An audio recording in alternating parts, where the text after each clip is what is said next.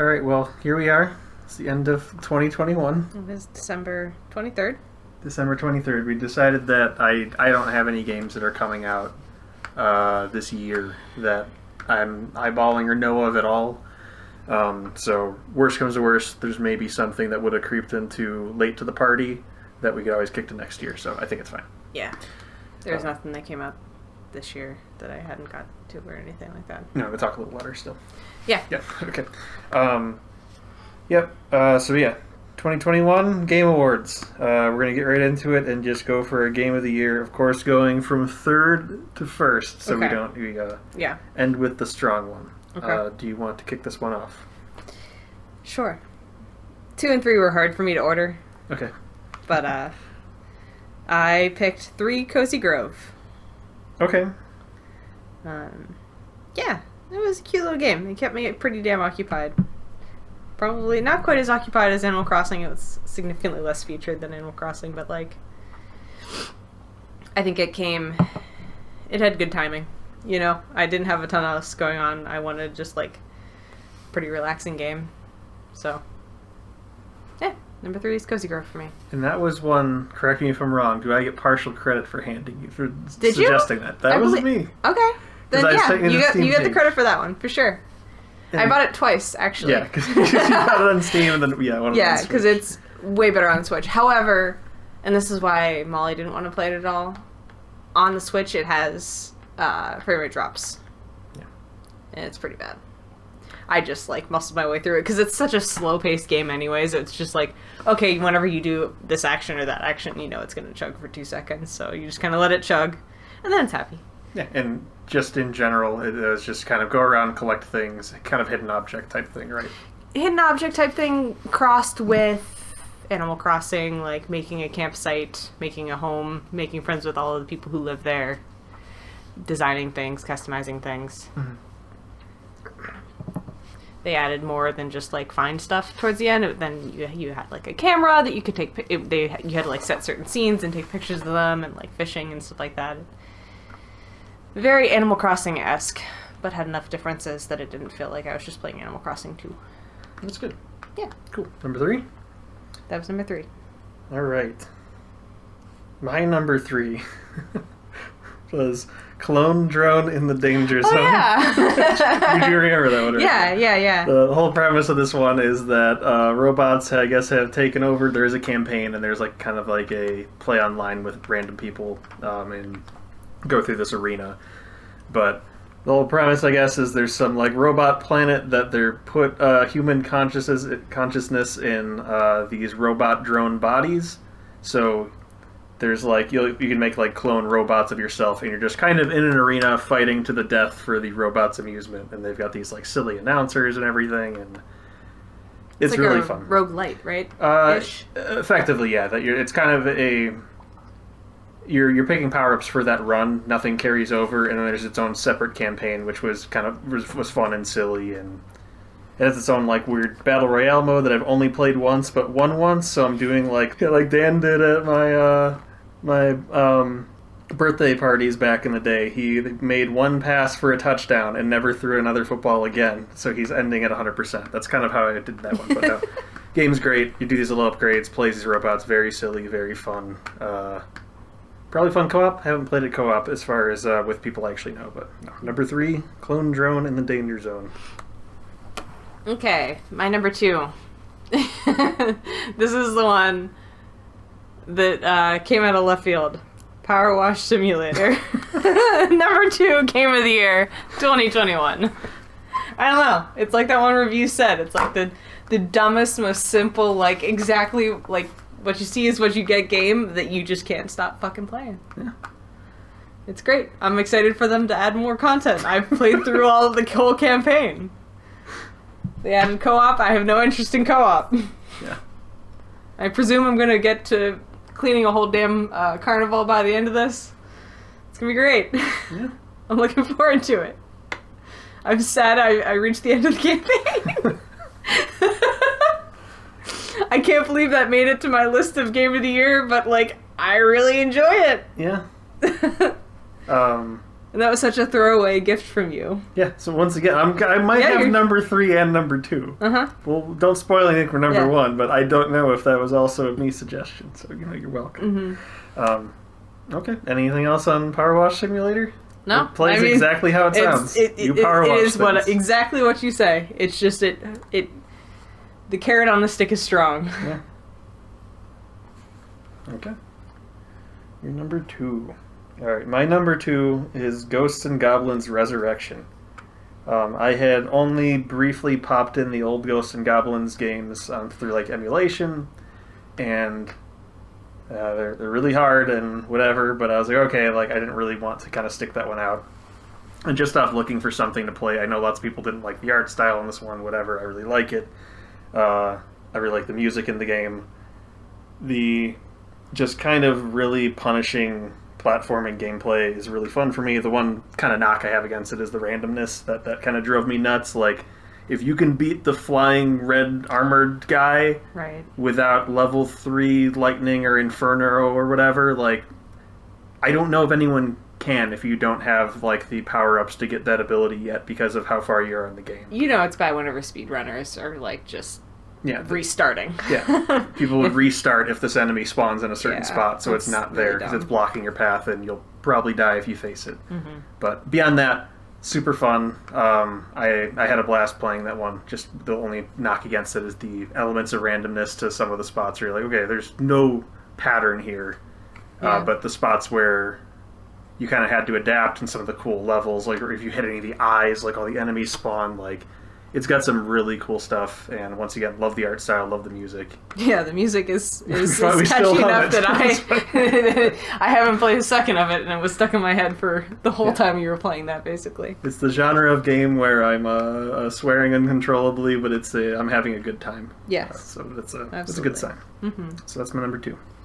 Mm-hmm. Time for number 1 game of the year. Number 1 game of the year. Mass Effect Legendary Edition. Okay. I struggled with this because it is a remaster. However, it's been a very long time since I played the originals, and they changed it good enough that it felt like a different experience. And I played a lot of the DLC for the first time, they're pretty significant chunks.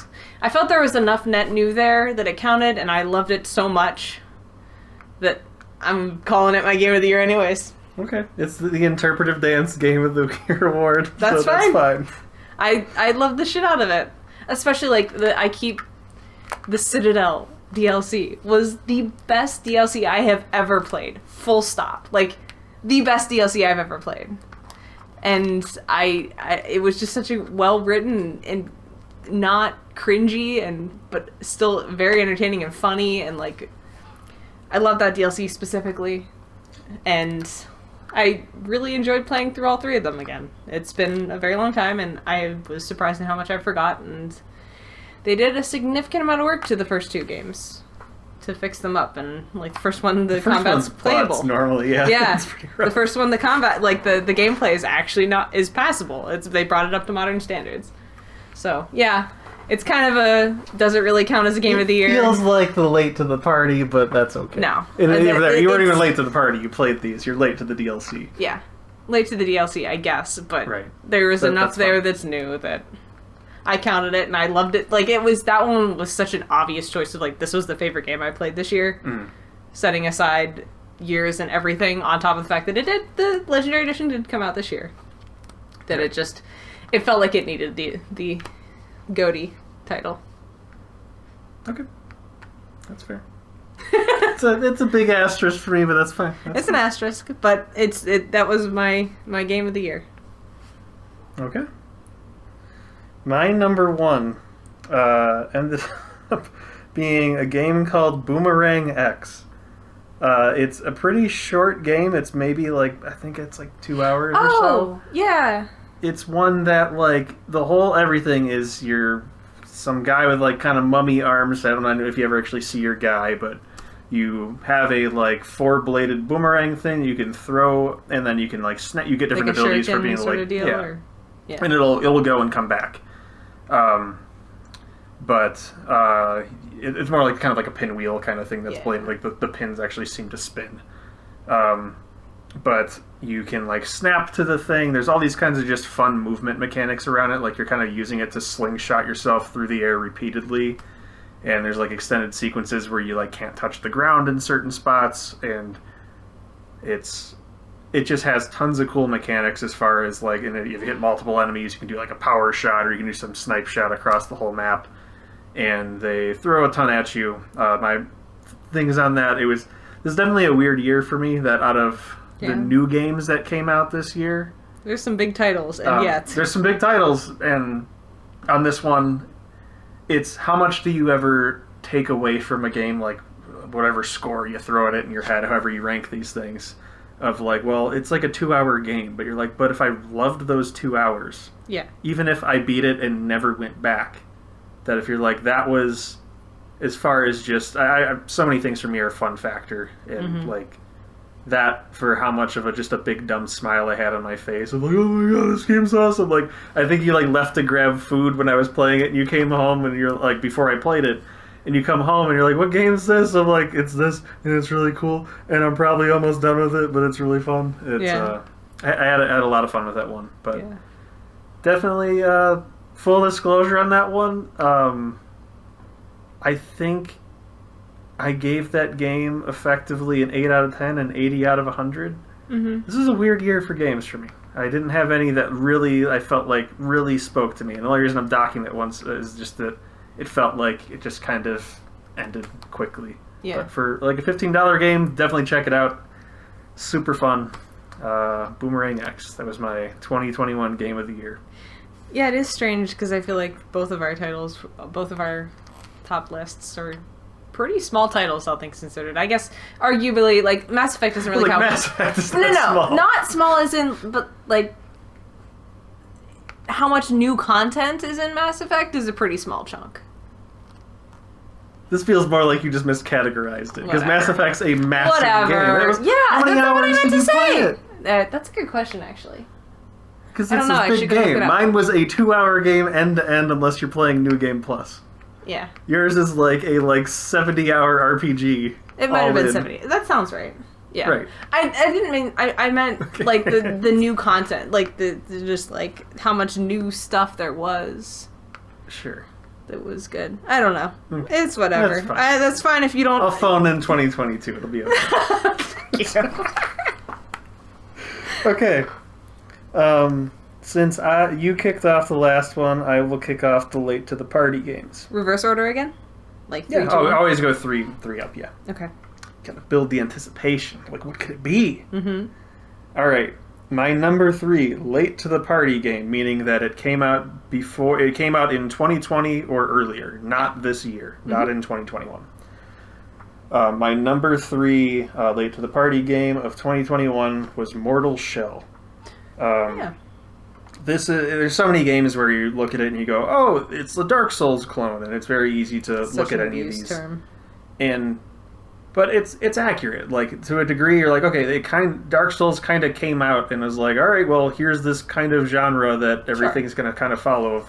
Technically third-person action game, but it's follows a lot of the systems of like bonfires and level ups, and even to the point you looked over at a loading screen is like, I thought it was Dark Souls. Yeah. I thought it was like another.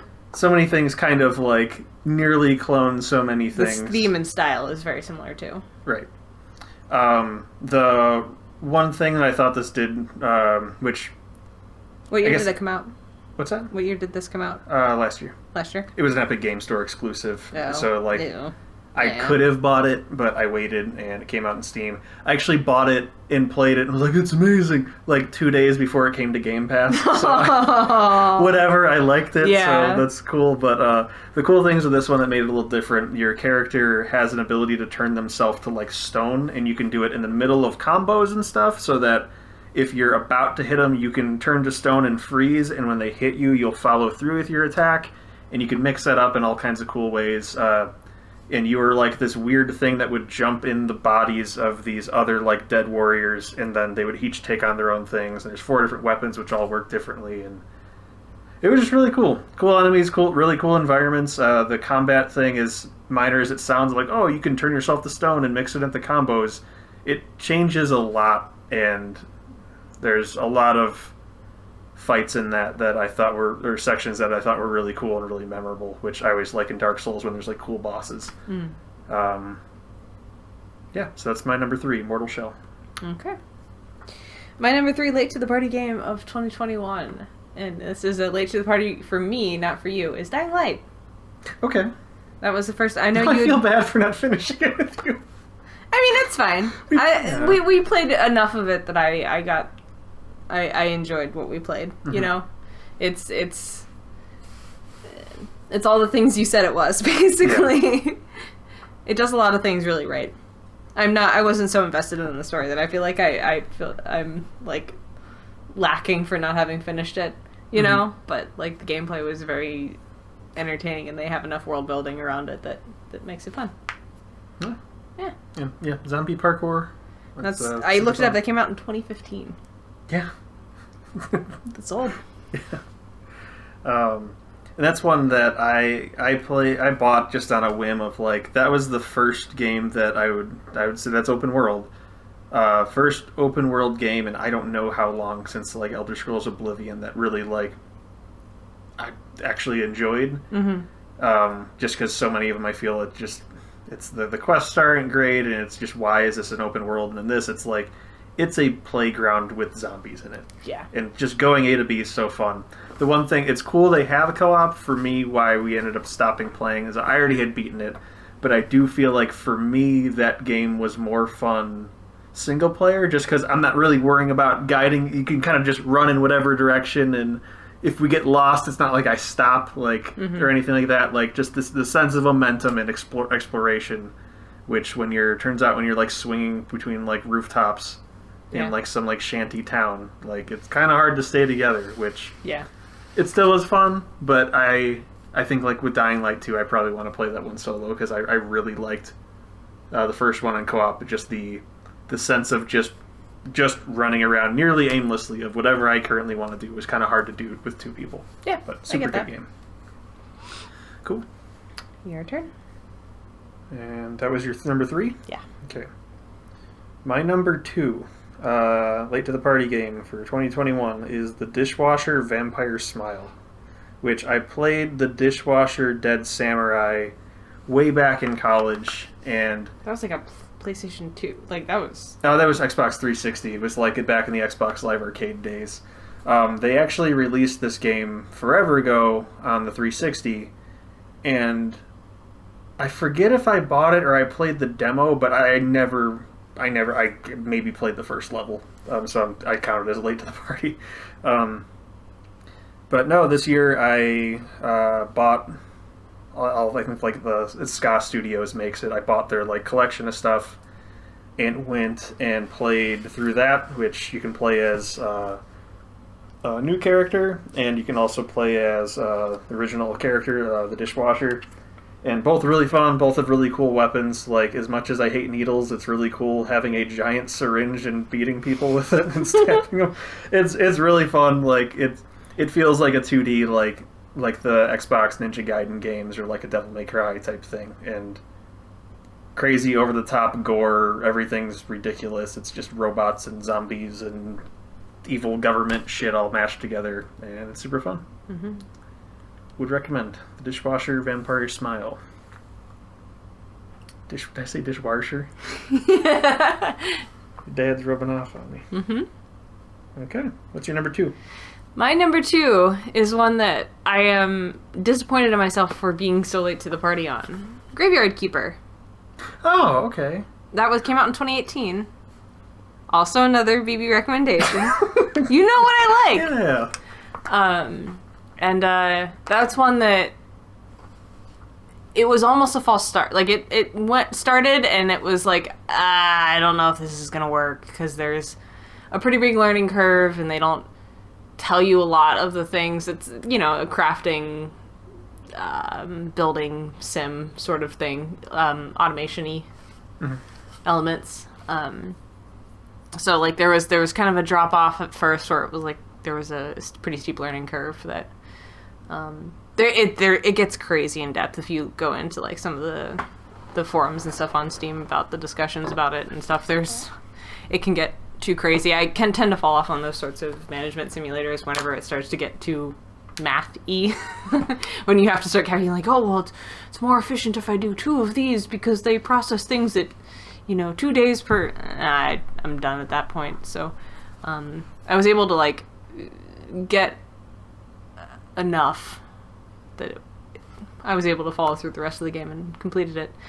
And I saw there was actually DLC recently that I have tempted to poke my head back in to see because I really enjoyed it by the end. That was a game that ended and I was disappointed. So it does have like a finite. It has a finite ending. You can continue to play, but the storyline has a finite ending. So I was like, after that, it's like, well, then I don't have a point really. Right. And so it's really hard for me to do that. But I did see there was DLC, so maybe, hopefully, that's pretty good or has enough content that I can squeak some more hours out of it. But I very much enjoyed that one. I was not expecting to. Or, I don't know, it was tough because that one had been on my radar for a while and it just never really piqued quite enough of my interest.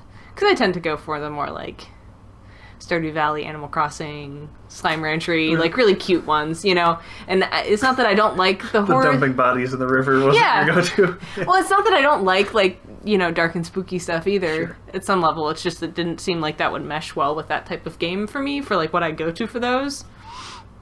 Like, I kind of go to those games to turn my brain off and just, like, yeah, it's a cute little thing, And so it seemed like thematically it would clash with why I drift towards those sorts of crafting games, and no, it worked out pretty well. And it was pretty funny at times, too.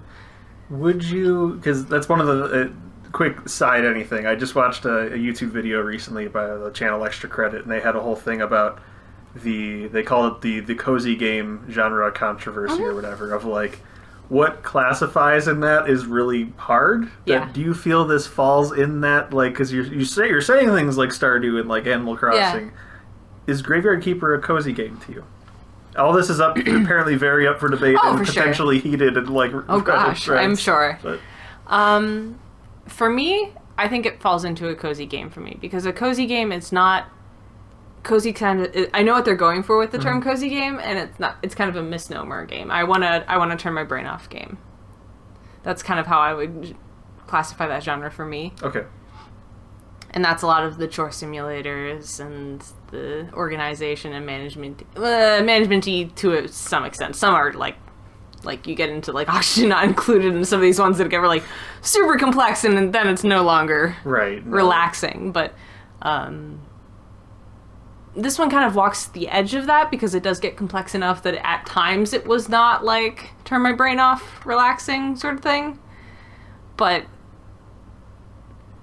it was, I would reach for it like I would reach for some of those brain off games because it was, you don't exactly need like quick reaction time. You don't need to be like on top of things. Right. And that's kind of where my line into turn my brain off game goes, is like whenever it's like you need to be paying attention and watching and your reaction time is important. The skill-based games, very like physical mouse and keyboard skill based games is kind of, that's the line on the cozy thing. Okay. So I think this one falls into the cozy or brain turn off category. Cool. So that was your number 2. Mm-hmm. My number 1, late to the party game of 2021, and my highest scoring out of anything I played this year was World War Z. Really? Yes. Okay. Out of anything new to me, of course. Everyone gives me shit because I'm playing things from like 2014. 2018 was a great year according to my list. Right. No, World War Z, I believe that came out in 2020 or 2019 or something. It ended up on Game Pass. We played it there. That is both thematically and mechanically April 2019. Okay, 2019. I looked up all the dates of this stuff. It's got a lot of similarities with doing the fun parts of Left 4 Dead right, with there being tons of different specials that you really have to pay attention to or they can mess you up. It's got different campaigns. You're playing with 4 people, and there's like it's like 4 chapter things that you're playing as a specific group in a specific country, and then you swap around.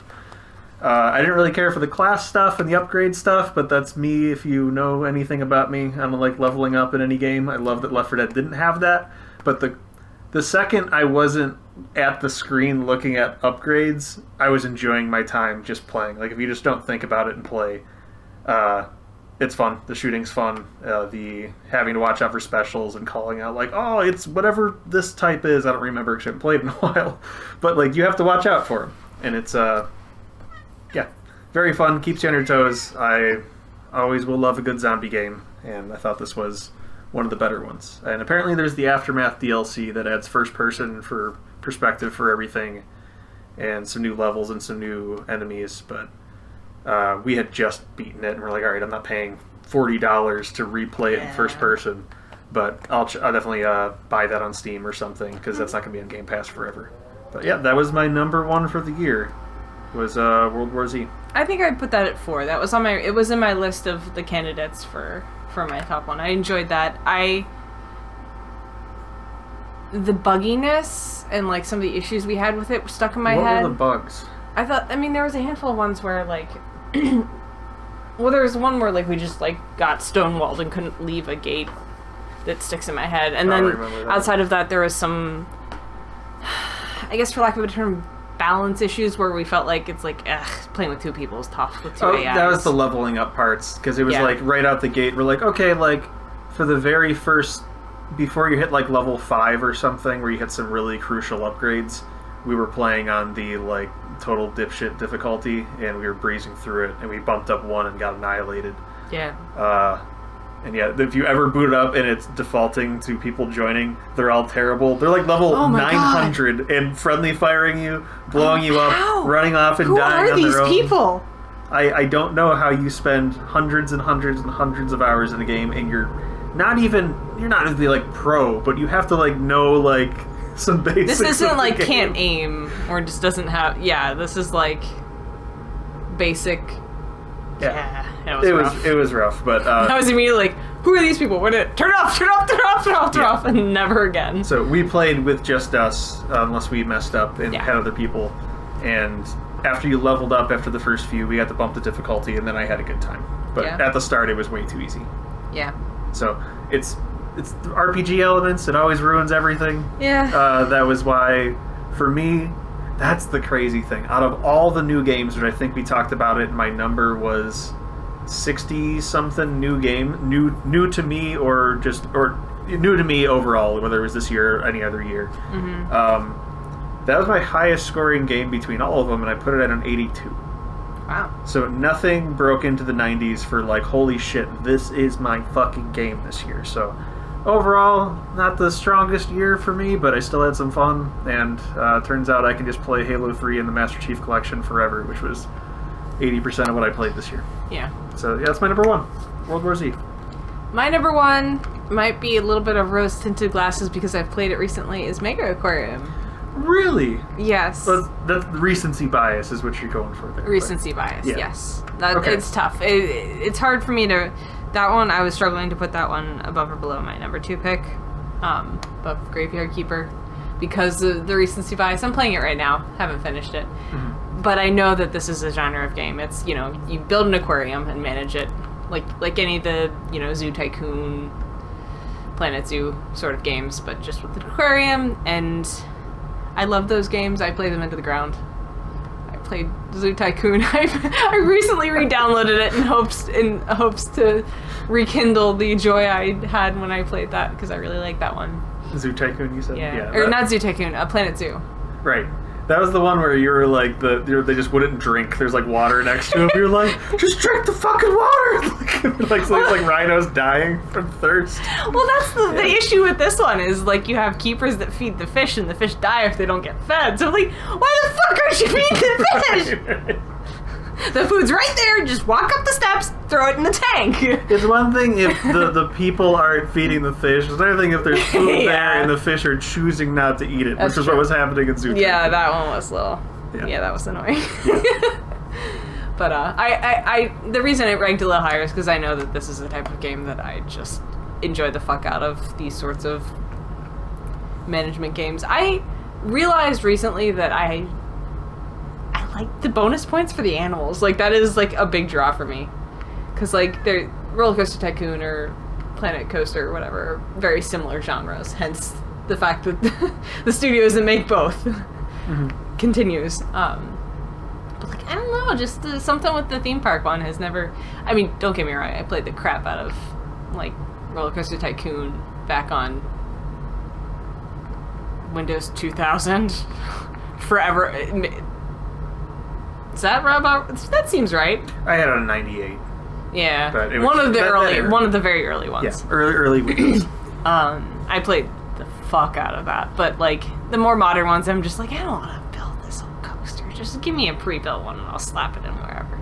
So I don't know. I feel like because there's slightly less complexity to the animal themed ones, like the aquarium and zoo ones, like that it hits the sweet spot. Yeah. So yeah, debatably number one, but because it has some recency bias, but I am very much enjoying it, and I know historically this is a genre that ranks really high for me. Yeah. That's Mega Aquarium, the A is shared. Yeah. Okay. I had so much trouble typing that on my list. Alright, I kicked off the last one. You have to kick off Dishonorable. Dishonorable mentions, negative catch-all of 2021. And in parentheses here, I put games, events, trends, personal experiences, etc. Alright, this one is... this is the garbage bin. Yeah, this is a callback to my game of the year being Mass Effect Legendary Edition. So I played through all three of those, and then was mourning the loss of them, and tried to pick up Andromeda again. And Andromeda is just as depressing the second time. Like, it's just so sad, because there's nothing you're like, I hate this. This is awful. Like, it's so, just like... You have to talk to Chris sometime, because I don't know what he sees in that game. He likes it.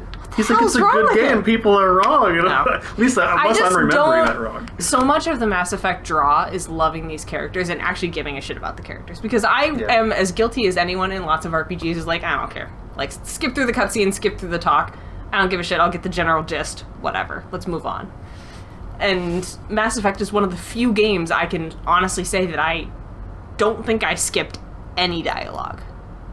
And tried to 100% that game. I played all the missions you could because I genuinely was enjoying my time so much that I wanted to play all of those things. I don't do that. As much as I like RPGs, I don't 100% things. I don't go finish all the missions for everything. I don't do that. Mass Effect's strength was that you gave enough shit about even these small little things on the side. They were well written enough that you cared. This one is just... the characters are straight up annoying, or you just don't give a fuck. Like, I just don't care. You cared so much more about the Mass Effect characters so early. And there are some duds in there, don't get me wrong. There are some characters in the Mass Effect series that I just don't give a flying fuck about, but there's just not really... There's one character in Andromeda that I care about.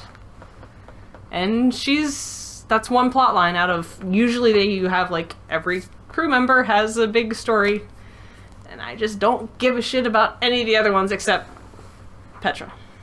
I think Petra? Petra. I think that's her name. You don't even know her name. So, it makes sense it's on the list. If your favorite character, you're not even sure their fucking name. Exactly. It's just such a... It's just a wet fart of a game.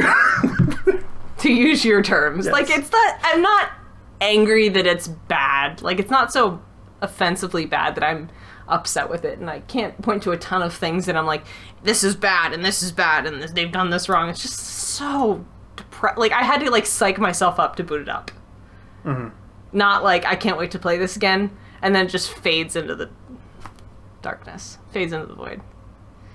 So that's my number 3. Disappointment of 2021. Mass Effect Andromeda sucks just as much as it did the first time. That's your number 3, mm-hmm. right? Yeah, okay, making sure. My number 3 for dishonorable mentions, negative catch-alls and everything, is not a game, but that NFTs are actually making it into, like, games. Like, games you've heard of, because they've apparently been a thing in other things. But that's my number 3, largely with, Ubisoft's Quartz system that's making the Ghost Recon Breakpoint. Are you looking at your list? Is it on your list? Do you want to talk about NFTs, it now? We're almost in this category for me. I moved it elsewhere. Okay. Done. Yeah, that's all I'll say. But this, I bumped it down for Andromeda. Okay. in mine, it just being here, this is another dumb thing that's going to be around. They don't do this unless it's some monetization thing, so you're going to get a kickback on if people sell items. And there's no way that this doesn't get botted to hell and back if there's any type of like stock issues, so I'm waiting to basically have the graphics card crisis all in a video game.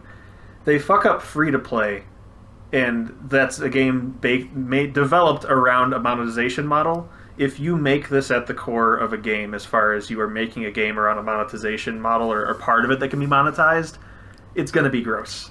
Just make a fucking good game, make it fun, and hope people buy it. I don't know. Old man yells at cloud yet again. And that's setting aside all of like the moral and ethical issues with NFTs in general. Right. I mean, some of these, it's the proof of stakes better for is way not really an energy concern as far as where things are. Right, at. but there's lots of other issues as far as like how they're bought and sold, Sure. and yeah, there's lots of issues with NFTs in general. So it's kind of gross that they're. I'm more worried about just the general, like, hey, you boot up a game and how quickly are you met with a storefront that now it's NFT based, and that as opposed to I just need to pay $5 to get the stupid item in this game, now there's only 100,000 and they're unique, and if someone has them now, it's like you need to like buy it through their.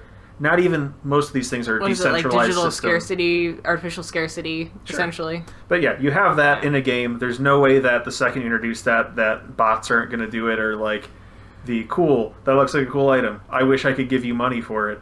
It's the same Yeah. thing. That's what I'm worried about. Ghost Recon has it now. It's gross. That's my number 3.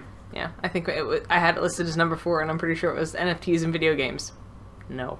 Yeah. Okay. Please no. What's Okay. your number 2? Let's see. Oh! This one's very personal. Fuck EA. Go for it. So, Battlefield 2020 or 2024 came out. 2040. Isn't it right? 2042, right? 2040. I think whatever. So It doesn't matter. Piece Piece of shit Battlefield. Yeah. Hurricane, the whatever. Battlefield this Tornado gun Battlefield. Yes. So, that came out this year. You could play it for 10 hours for free if you had a Game Pass. If you have Game Pass. So, that means Battlefield is an EA product. Game Pass is a Microsoft product. You have to link the accounts in order to get your 10-hour gameplay access to Battlefield. Lo and behold, when I went to go link my accounts, I was unable to. Then what followed was hours and hours and hours and multiple chats and calls with EA support. And Microsoft. And Microsoft briefly. But that was at last resort there. I did not have any hope there. Hours and hours of them for them to tell me that my Microsoft account is linked to an EA account. It's not an EA account I have or have access to, even though I have an EA account that has history and has... It's not that one. So I can't get Battlefield access because I need to link my EA account to my Microsoft account. And because it's already linked on another, and Yes. you can't unlink it Well, without proving you own the account, right? Yes. Yeah. So, my Microsoft account's linked to an EA account. I don't know what it is. I don't have access to. EA support would not tell me anything about this account. And they're like, well, we can recover it for you. Sure. Then proceeded to send me a list of 8 items, including but not limited to credit card, address, billing address specifically, a game purchased on that account at some point in the history. What else was there? I mean, you know, name... Do you have IP address already? Sorry. IP address! Distracting IP address, yeah. right. All of these things for an account that I don't know about. Right. For anyone uninitiated, your IP address might change by, not maybe not by the day, but it's not uncommon for you if you went back a week for your IP address to change. Right. And I don't know if you're going to memorize a longer series of numbers separated by periods along the way, that even in the tech community, you're no one's like, oh, I know my IP address from last week, or if you know your own one in your house for your own machine because you assigned it static, maybe. But this is the public IP. It's not that. So that one specifically, I had to answer every single one of these 8 questions in order to recover my account. So, but also, they would not tell me anything about this account. So that means that because we've moved in the past couple of years, I've gotten a new credit card in the past couple of years. Hell, I've gotten married in the past couple of years. I have no idea, and they wouldn't even tell me the last time I had accessed this account. So I had no idea of even trying to guess what address was on these things. I haven't been on my EA account for like at least 3 or 4 or 5 years, maybe. So there's no way in hell I was going to recover it. The kicker here is that they will not even unlink it from my Microsoft account. Non-destructive, mind you. If I... They won't unlink the EA account from my Microsoft making sure it's all EA's side. Oh yeah, 100% EA side. EA will not unlink that mystery account from my Microsoft account.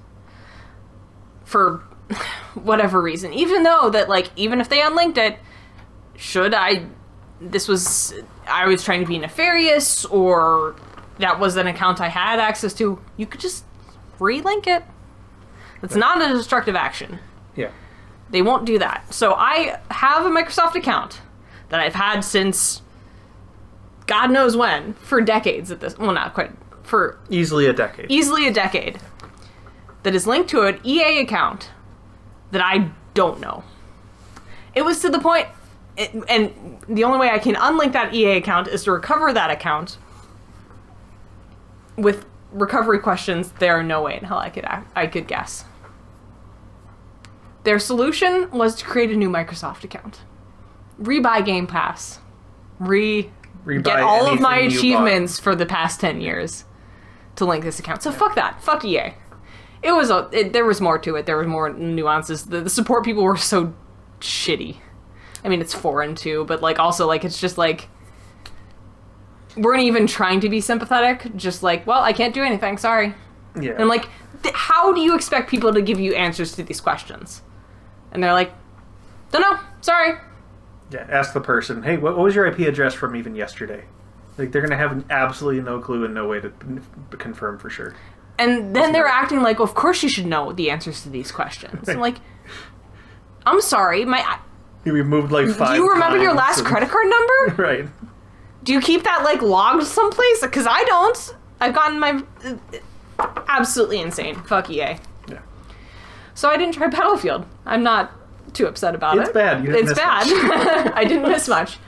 But yeah, that was my own personal worst of 2021. Holy shit. I'm still angry about it. I just forget about it. And then it pops back in my head and I'm like, wow, all the rage just came immediately flooding back. This is so stupid. All right. That was my number 2. Okay. My number 2. Dishonorable mention of 2021 is Back for Blood. That was my number 1. All right, reeling my hand a little bit. Let's talk about it. Yeah, no, if it's your next one, let's talk about it. So, Back for Fuck. Blood. Such a disappointment. It was my number 2 most anticipated, and your number 1. Yep. Even listening back on our rewards thing from last year, we were like cautiously optimistic, like the dumb quips seem a little rough, and yeah, I don't know, but like, hey, like it's Turtle Rock. They in looking more into the stuff, like no, they were the development team. Like Valve, kind of bought that one as far as releasing under them, to my understanding of looking into it. Yeah. Where do we even start? It just feels devoid of anything I like. I don't like picking a character. I hate RPG elements. On top of that, they have a weird, like, you're building like a deck of cards system. The characters are all just horrendously hate. Like, they're just, you hate all of them. I don't like any of the characters. I think they're obnoxious. There's different levels of obnoxious, but they're all just not engaging characters. Our go-to line is pew pew motherfucker. Pew pew motherfucker. Holly. All of Holly's voice lines are horrible. I picked generic, I guess ex-military guy. The old lady was my favorite. Mom, yeah. When pushed to the... Because she was the only actor that I picked in the time I tried it that, like, didn't feel like it was the first time she'd ever said fuck. That's one, like, even in World War Z. Yeah, that was the other one that was bad with that, yeah.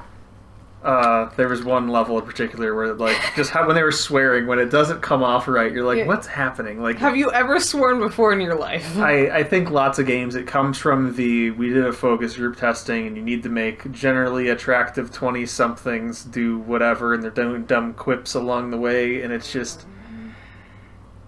There's times this stuff works, and there's a lot of times it doesn't. This is firmly in the doesn't. But even that aside, if you muted all of them, let's say they didn't even talk, or they're blended in enough that you didn't worry about it.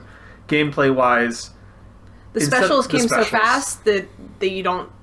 They're not special. There's so many of them, and they come so frequently, and it's hard to tell them apart. Cool. And they're just not scary like the ones in Left 4 Dead. Like, you don't feel like it's just like, oh... There's 3 more of that same other special that you just saw 10 seconds ago that...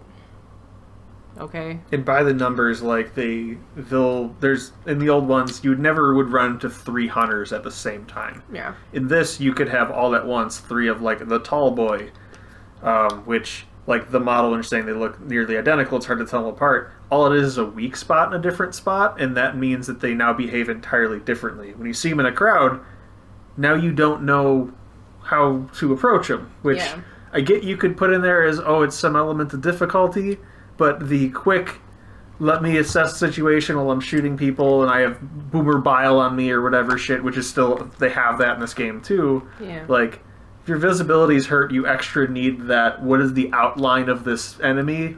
Oh shit, it's a smoker, it's a hunter, it's whatever. This just doesn't have it. The ammo, I forget if buying stuff ended up being separate, but... maybe.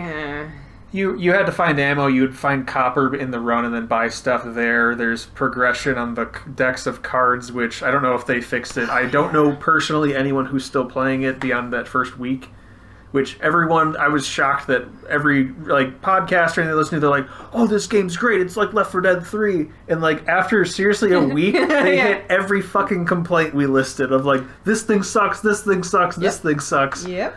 And, because people are like, I'm like, this card system's sweet. And it's like, like, I know at the time you could only do it in multiplayer, like, you couldn't, playing offline, you had every card unlocked, so you had no progression in there if you wanted to not, like, you're not playing with friends and you'd rather just play alone.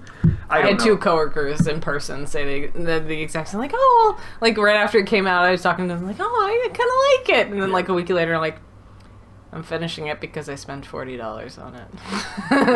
And it was a very different tone by the end. It's rough because I still remember the first time we played it, or we played the beta. And then we're like, we have what hopefully is Left 4 Dead 3, and some people are praising as Left 4 Dead 3. We put tons of hours in Left 4 Dead 2, and me for one, Left 4 Dead 1 as well. And you didn't even want to try to finish the second stage. They were so fucking long, too. Way too... I thought they were like bites. The overall thing is way too long, and if you die, you lose all progress. If you die twice, your whole run's ended and you have to start over. But they had these really small things that were part of a bigger thing. I don't remember the levels being that long. That was more what I was talking about. The whole thing was...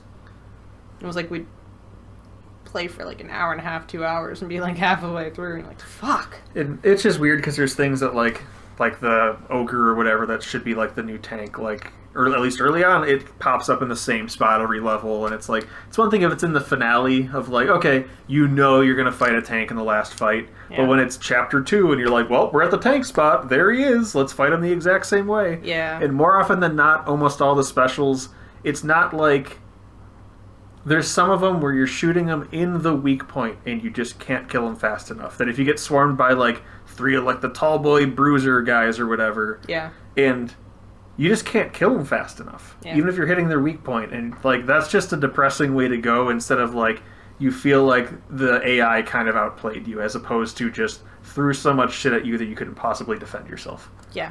So hate the card system. The specials are the most obvious thing. The deleting progress on the entire run if you fail like 2 or 3 times or whatever the number is the dumbest idea in the world. Yeah. Why not make it 1 at that point and have it make this an optional Iron Man mode? I don't know. This doesn't make any sense to me. We were both cautiously optimistic on it. This thing's a fucking turd. Yeah. I do not like that game. Yeah. Valve, Left 4 Dead 3, please. Come on. Please. Yeah. Do you have anything else to add? And what's your number one? No, we talked about all of it. The only thing I can say is that, like, yeah, this is about as close to Valve producing it as you could get without Valve producing it, so that's our only hope left. Yeah. This is actual 3, which, you know how Valve is with their thirds. Yeah, Valve can't count to 3. The one thing I will say, we played it, I forget on the timing if we played it before or after, but it was nice having World War Z fill that void. Because World War Z feels, even with its stupid RPG mechanics, which, it has guys, flaws. just stop with the RPG shit. It doesn't belong in this stuff. Like, but outside of that, when you at least have a gun that you're leveled up enough to use somewhat effectively, like, that game feels very much like Left 4 Dead. Yeah. I wish they would hand me a copy that has everything already leveled up so I don't have to deal with this stupid shit and can pick up a gun because it's fun, not because, well, I'm the assault rifle guy, which this game's guilty of as well, as far as, oh, I'm playing, this is a melee run as this character. Oh no, someone took Mom. Time to rethink my deck. It's stupid, whatever. Yeah. World War Z being out this year, or being on the Game Pass, was at least, it felt like a little bit of a rebound for me. Yeah. Think of it. Yeah. So that's my number 2 and your number 1. Yeah. Anything else you want to say on that one? All right. Such a bummer.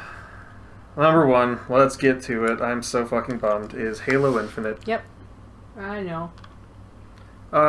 You can't see anything because we're doing audio only, but I've got Halo shit literally all over this fucking house. It's At least 4 Master Chiefs in sight currently. Right. 1, 2, I mean... There's a lot. 5 if you count Mr. Chief. Exactly. There's a... Dale doesn't like it either. What's up, buddy? I know there's so much wrapped up in this one. I'll try and get through it. It's going to take forever. But the idea being, like, having played all the Halo games, and I think literally all of them, because I even played, like, the Spartan Strike ones and beat those ones, but any of the campaigns, like, thinking back to even the releases of all of the ones leading up to this, there's that anticipation of you're like, okay, it's always a question of do you do campaign or multiplayer first and all these things. And on this one, I know they tried to do a cool thing for fans, maybe, I guess, of like, hey, we released the multiplayer Surprise! On the 20th anniversary of Halo 1's launch.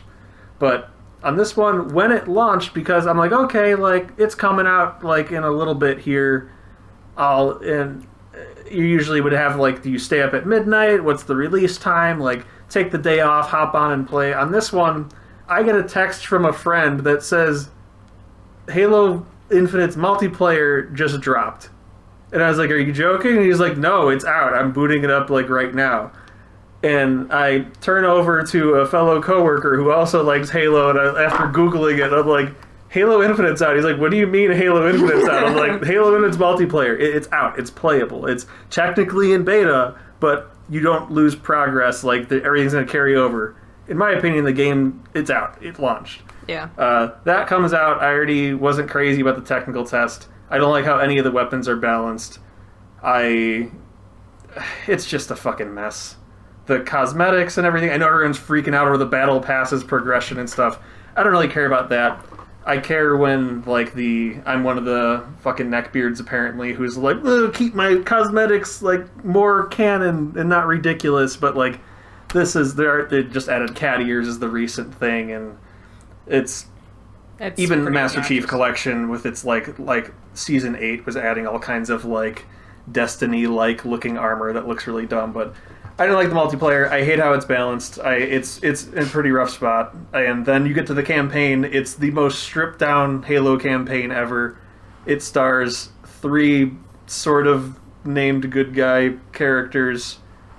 It takes where 5 is at and doesn't like retcon it, like just pretend it didn't happen. It acknowledges that it happens, but starts with immediately going from Cortana being the biggest threat to, like, humanity, having all the smart AI on her side that's rallying against her, having her have the Guardians, which a single one can police at, like, a solar system, and she's got tons of them, to going, yeah, she's dead, and you lost a fight to this guy named Atriox who's with the Banished, who we only talked about in Halo Wars 2. And, oh, by the way, Atriox is dead too. He died apparently after he killed you. And that's where they throw you in the game. Yeah. And you get thrown into this pseudo-open world that plays like shit, and every weapon sucks, and it's super repetitive. And then the game just kind of ends. And I know this is going to be so many people's Game of the Year. I went back and I was thinking for a long time, I thought Halo 5's campaign was my least favorite. I replayed 5, and the worst thing about 5 is you're not playing as Master Chief and you're playing as Spartan Locke. If you can get over that, it's actually fun. Halo Infinite is debatably... I still don't know my rankings. I enjoy 5 more than Infinite. Infinite is below that, and that was previously my worst, so Infinite might be my least favorite of, like, the traditional Halo campaign, extended out to like 3 ODST and Reach and stuff like that. But it's just a big bummer. Yeah. It's a turd. So there you go. I will stand by this anyway. If anyone wants to argue with me, let's go. It's a fucking trash game. You hated it so much that you're going back and playing other ones just to make sure that you hate I played this. 4 again. 4's worse. 4's debatably... 5's more fun than 4. 4, like, playing against the Prometheans when they didn't have soldiers, which 5 had and were good. This is well-educated hate. Yes. No, I replayed shitty ones that I at least thought were shit. 5's fun. I was wrong about 5. 5 is a fun campaign that you play as a bland character. And there's actually stuff going on in the story. In Infinite, you show up and you're like, oh, I guess Cortana's dead. We're on this planet, blah, blah, blah. Fuck Infinite. I'm so mad at where that story is. The multiplayer is horrifically unbalanced. The weapons are terrible. Like, the starting pistol is better than the majority of the weapons. This is making your hand act up because... Oh, yeah. Hey, I have bad wrists. I have to do physical therapy for the bad wrists and tendons in my hands. And spamming that trigger with that stupid pistol, which is the strategy, is causing issues in my hand. I whatever. I'm glad at least I have some people that still prefer the Master Chief Collection to play with me. It's this would be a bigger deal. I'm disappointed by it, but I'm not. It's disappointing, but it's not like the servers are like offline or there's like 10 people playing Halo 3. Like, I can get a game of Halo 3 any time of day because of the Master Chief Collection. So, as pissed as I am about this, I'm honestly not as pissed as I would be if I didn't have that. Because if this was the Halo game and that's it, that's all you can play, I'd be like, okay, well, I guess I'm done with the franchise. But, yeah, whatever. Hopefully it's a good game in a year if they, like, add weapons and balance them appropriately to the point of, would I drop my starting pistol to pick up this weapon? If the answer is no, it's a trash weapon. Mm-hmm. So, there you go. Halo Infinite. It's so solidly at like a 4 or 5 out of 10. It's serviceable at best. And it's a game. It's a game. If you played a game, it's a game. It's like that. But I'd say if you picked up the average game, it's probably better than Halo Infinite. Yeah. Grappling Hook's fun. I'll give it that. There you go. That was my number 1. Well, it only took us an hour to get through the first half of this. No, that's acceptable. So, okay. You kicked off the last one, right? Yeah, my positive honorable mentions aren't in any particular order. These were just good things. I had trouble ranking them. They were just like good things from the year. Do you want to just spit yours out then, or sure? Do you want to quickly assign a number? Do you feel they're ranked? No, I don't need to. Okay, throw yours out. Mine are numbered. Okay. So you do yours. Mine. One of the things that I really liked from this year was starting to play through some of the Halo campaigns because I've been bugging with you. Because I've been bugging you to do that until you're not too Haloed out to play those with me co-op. So I've been enjoying doing that. Yeah, because we beat Reach and we're playing through 1 right now. That's the good thing is if I was craving a Halo campaign, maybe play a shitty one. Of like, oh, like, we kind of did... What did we do here? We kind of did nothing. We fought not even Atriox, and then the game ended. We didn't... What did we do here? We did fucking nothing. To, like, oh, hey, playing Reach, and it's awesome. Yeah. There's intergalactic warfare. Sorry, go on. It's fun. That was one I had listed. just a shout out once again to Power Wash Simulator, which was the most out of left field fucking It already game. has a spot. I know. Are It's you I'm just still doubling up on it? yeah, doubling up on Okay. just like the whole like. You gave it to me as like, haha, this is a throwaway. I played it initially as, haha, this is kind of a not a throwaway, but like it was a. I wouldn't be. was I Hail won't Mary. be sad Yeah. if you play this for 5 minutes and go, all right, it's not for me. yeah. Yeah, go on. I thought that whenever I booted it up the first the first hour, I was like, well, this is a gift. I'll give it an honest effort. And then all of a sudden, I was fucking hooked on it. So that's an honorable mention. It's like the reason it's not GOTY and the reason like I feel like I need to honorable mention is because I still just feel like it's not a great game. Like the game is it is what it's a power wash. Like I feel so silly saying that it's such a that I'm obsessed with it because there's nothing to it. Right. There's barely any game. So like that's why I that one's just still never not comically hilariously out of left field for me.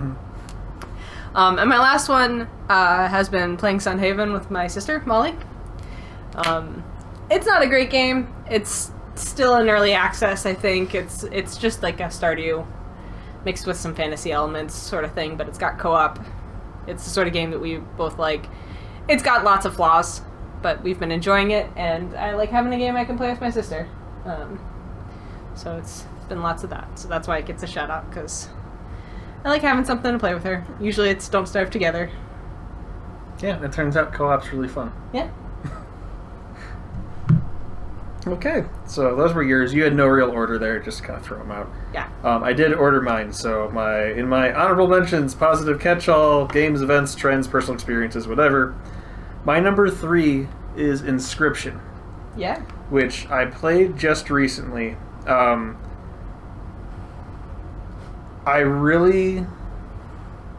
going to talk not spoilery first, and then tell you to just skip to the next tab thing on YouTube if you want to avoid anything. But I really, really, really enjoyed a chunk of this game. And I thought mechanically, a chunk of this game was great, and the theme and the just atmosphere, everything was just awesome. Really enjoy it. I do play some tabletop games, so I can get into some of this stuff when it's just card games. And our cat's playing with stuff, so that's why Sarah's just laughing over me trying to talk. I'm sorry. Just look away from the cat for a minute. Okay. All right, but part of the game really enjoyed. I'm gonna talk spoilers now, so you should skip. In 5, 4, 3, 2, 1. The game changes a lot. After about 4 hours, and then it kind of sucks ass a bit. It's at least just a little bit of not sucking. it's still kind of cool. But if you didn't just make me play a better game, it would be okay to be oh, here's the stripped down version of the card game. Even if you sold it as that, it'd be okay, this is kind of cool. But if you sold these two things side by side, I'd pick the first one every time. Which, spoilers, the first thing is exactly as advertised on the Steam store, as far as you're in this cabin and it's this sort of escape room, sort of horror-y, spooky thing of this weird guy that you don't really ever see his face, and he's across from the table from you, and he's putting on different masks and acting out people, and he has to sacrifice you if you lose and all this shit. It's really, really, really cool, and thematically, it's really cool. And eventually you get to the second section, and they introduce new decks, but it's think of going from, it's probably a bad example because the new Pokemon Sun, they kind of suck ass. Oh, but that was on my, yeah. But going on these of you go to a 20 years in the future, here's the game refined and actually really good, really solid, some fun new modernization things that just really, really expand the gameplay and give you some depth to the card game. To that, to going 20 years back to play Pokemon Red or Blue, the equivalent of that, because that's what they're going for, is hey, you're finding cards, but there's no splicing cards together. There's I don't even think there's no items as you're playing. There's just not the same depth. To then they change it again to being, well, okay, it's back to kind of how the first style is, but haha, the joke is the robot guy can't do theming to the point that he runs code to be there's a program running on him who's the next boss. But, like, going into this, there's 4 scribes in the game. The first one, Leshy, which is part of this, is, like, out of this game, he's the one thing that I really take away from it, and the closest thing... The cool thing from this one is, out of those scribes, I feel like Leshy's gonna be me if Sarah leaves the picture in, like, 20, 30 years. Well, he's just... Alright, ready? Creepy old man? Old man. Well, he's creepy, for sure. Old man, debatably a serial killer at this point. But no, but he's like sacrificing people to make cards. But on these things, he's in a cabin in the woods, which is still my dream everything of just mountain man in the woods. Yep. Can't have enough trees. And he's... Can't be further from other people. Was picked to be put in place to be the one in power because all he really wants to do is he loves this game and just wants to play games. Yeah, that sounds like you. And to the point where, like, that's his entire thing. And the one thing, spoilery and everything, which you don't care at this point, right, Sarah? No. Part of the game, because there's tons of stuff which I know other people are going to like more than I did, but there's some like, the game people are self-aware and all these things, and they had like a real-life like ARG that tied things back to like fucking Adolf Hitler somehow of like a deck of cards in his coat in his grave. That part meant nothing to me. But the kind of cool thing off the story they wanted to tell was that these characters in this video game were self-aware, and someone was trying to, like, do something to disrupt the, the company that made it, that were doing bad things. And when they put him in power and whatever, but the whole everything is one of the 4 scribes took over, and all the others rallied against him to take him out. But in the process, one of the scribes just wants the sweet release of death. It's actually the undead one. And they want this to be done. She actually, like, gets onto the disc, like, finds whatever, and starts deleting the game while you're playing it. So assets from the game are disappearing as you're going. And it's this kind of really cool section where you're playing with people that parts of the game are going and, like, you're like, oh, like, the thing I need to press to, like, end my turn goes away. But, like, I guess before that, you're playing with the undead lady, and her boss fight pops up, and it's clearly pirate-themed, but then the cannons disappear, and she's like, oh, I really wish we could have done that. Shakes her hand, disappears, whatever. You go to face Leshy, which... This is really dumb, but I'm actually gonna cry. Wow, this is embarrassing. But in this game, like, I love this character, and as weird as he is, but I know this because I'm probably a psycho too. His everything is just focused on these games, and the kind of...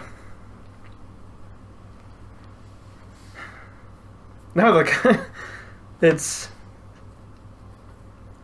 The kind of really dumb anything in this game was just that even when... I'm sorry. Even when, at this point in the game, the second this happens, everyone in the game knows they have, like, minutes to live. Everything's going. The person of the undead is, like, totally cool with it, was the one who kicked it off. The robot guy got taken out, and then there's, like, this wizard person, and there's Leshy, basically the mountain man guy. The mountain man guy, when everything's going, I'm sorry. Just the part that kind of spoke to me on that one was just on the everything of being weird and so into the game, and his everything is just like wanting you to see like how cool this game is and how much like he just wants to play and he just wants to keep going, to the point that you're playing and he's like, you start the game and he's like, well, we don't have much time left, here's your deck from before, like, yeah, you actually built it really well, like good job here. And you start playing and things start disappearing to the point like the scale goes away and he goes like, okay, like knowing he's gonna die is like, that's okay, we don't need to keep score, let's just keep going. And you keep going. Sorry. But just knowing that I can't even talk. Nothing. His character just knowing that death is right there. And even when he was, I guess, killing people to keep playing, there was some amount of respect he still had for his opponent in any game, which as much as that's my whole everything is, even in multiplayer stuff, is like, why does everyone, we share this hobby, why does everyone have to be a dick to each other? And I don't really get that. Like, you gotta do to keep the game, whatever to keep the game going. But on this one, like, even when faced with his own death, he's just at a spot of like, okay, you know you're gonna die. What are you gonna do in these last minutes? Is for him, it was play a game. And he's sitting there playing, you lose the scoreboard, effectively, like the scale. And that part just, he goes, oh, it's okay, like, we can just keep playing for fun. And you go from there to eventually the bell disappears is what you hit to stop, to signal the end of your turn and start the next thing. And that goes away, and he's like, well, shit, this is gonna, like, I forget his words, but it's like, this is gonna make things hard or something. He's like, okay, we'll try and play around it. So that it keeps going, and eventually the board and everything disappears. And this is so dumb. But just knowing at this point, like, okay, like, everything in the cabin's going away. It's kind of just you and him at a table. And he just stands up and shakes your hand, and the last thing he says to you is just good game. And you shake his hand, and he disappears, and that's that. And something about that just really stuck with me as far as, I know I can get, yeah, here I am, it's just me and my wife sitting around talking about video games, but I know you think I'm not too weird, but I see a surprising amount of myself in that fucking weirdo in the woods. And I know I've been through some really fucking terrible shit, and I've got horrible things that haunt me every day. But the one thing that gets me through this stuff is my borderline obsession with playing games. And there's something about that faced in the same circumstance, for sure, in that game, of course, in the context of the game, that was me. Or in real life of, like, say I find out I got a week to live. What are you gonna do? And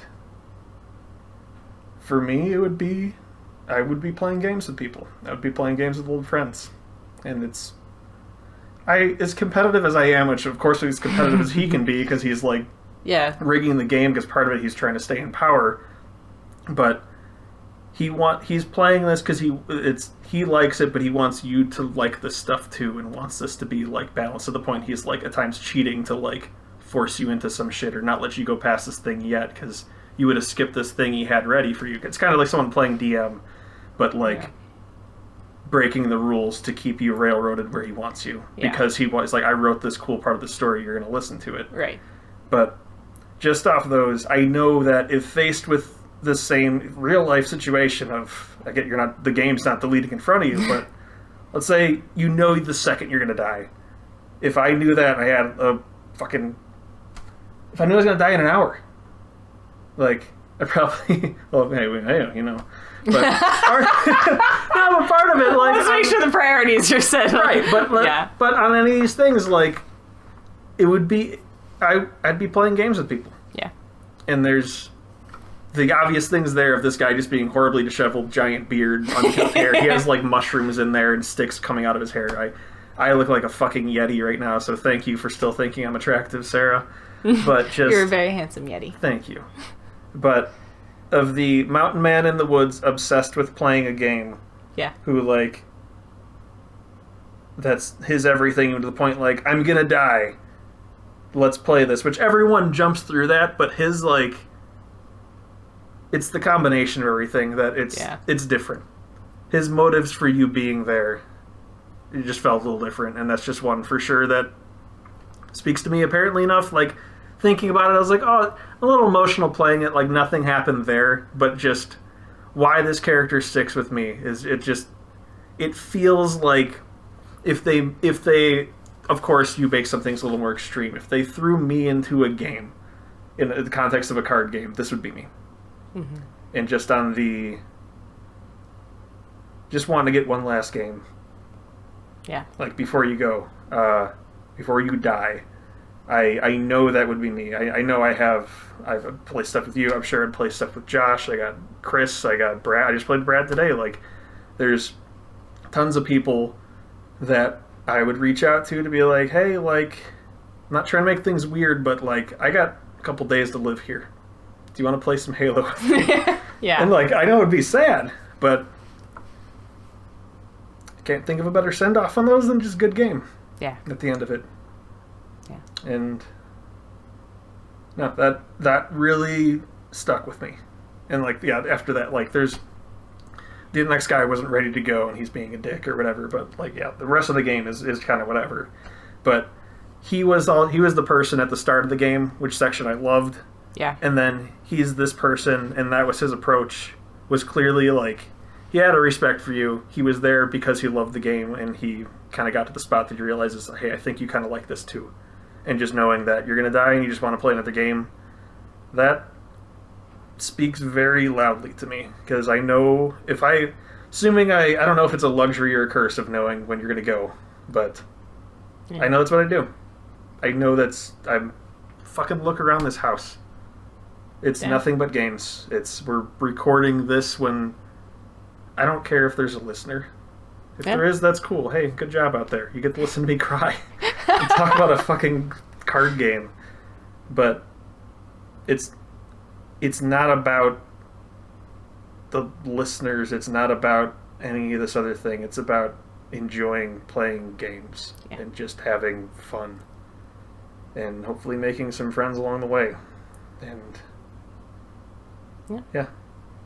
me and that recluse in the cabin in the woods, which we're basically in the woods now, and I don't fucking talk to anyone but Sarah. Yeah. So I'm not quitting the woods because right. But it's that one stuck with me. Yeah. So, Inscription. My number 3. Let me grab a tissue.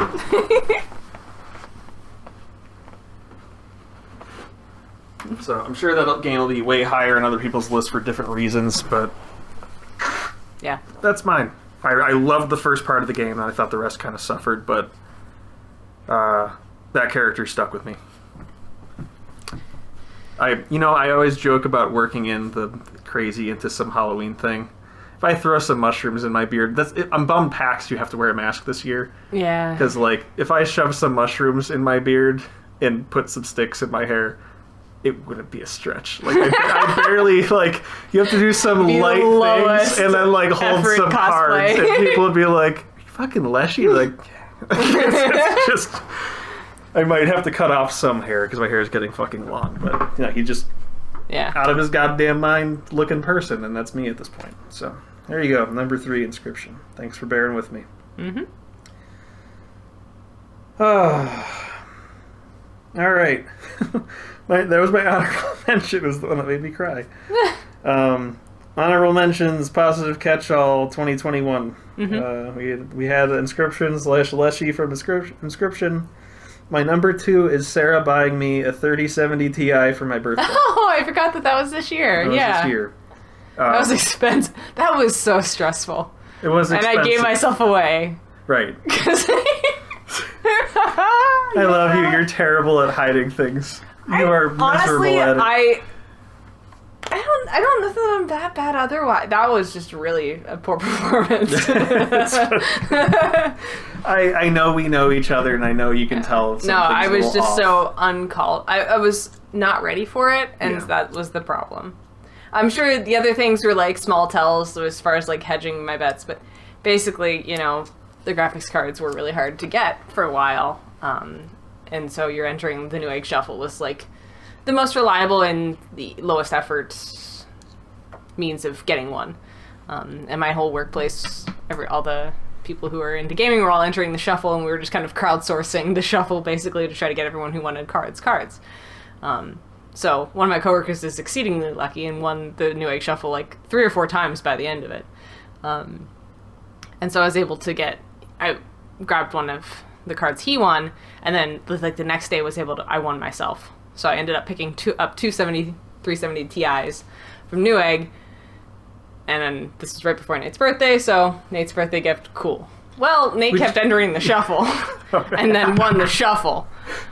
And I was not expecting this at all. Keep in mind, before this, the one thing you said was the family phrase whenever there's gift giving is don't get too excited. Yeah. And she has the habit of, Sarah says this all the time, and this time she said, this time you can get excited. And I'm like, what the fuck? It's a graphics card. Like, there I'm at 99%, like, it's a graphics card. And I'm it was the perfect storm of me not being able to keep it under wraps. It was the fact that it was so crazy and surprising to begin with, and like I was so excited to be able to get both of them, and there was the whole thing of like he knows that I'm expecting gifts, but also like Newegg brands the fuck out of their boxes, and that would be a dead giveaway. So it was like trying to get to the boxes before you saw them come here, and and then whenever you won the Shuffle, I was just so not expecting it, because at that point that was before people were winning the Shuffles. That was not the height of the demand, but it was still pretty tough.